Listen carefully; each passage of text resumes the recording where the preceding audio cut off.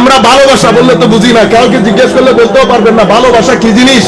সেই জন্য বাংলা দিয়ে আরবি বোঝা যায় না, আরবি দিয়ে আরবিকে বুঝতে হয়। মোহাব্বত মানে মাইলুন নফস, মাইলুন নফস মানে আপনি কারো জন্য টান অনুভব করা, কারো জন্য আকর্ষণ অনুভব করা।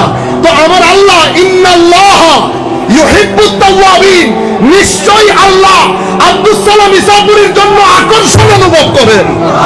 কেন আকর্ষণ অনুভব করেন? কয়ে আব্দুস সালাম ইসাপুরীরা যখন খৌফ, খশিয়াত, ওয়ারা, তাকওয়া, আল্লাহর জব্বারিয়ত, কাহারিয়ত বুকে ধারণ করে যখন মওলাই করিমের রাস্তার দিকে দৌড় দেয়, কি দেয়? দৌড় দেয়।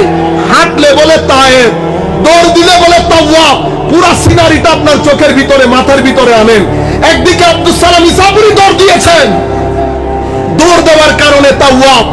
আর আমার আল্লাহ বলছেন বান্দা যখন হেঁটে আসে আমি দৌড় দিয়ে যাই। তো মাওলা বান্দা যদি দৌড় দিয়ে আসে আপনি কিভাবে যাবেন? তো বান্দা যদি দৌড় দিয়ে আসে আমি আল্লাহ আমার শান অনুযায়ীও দৌড় দেব।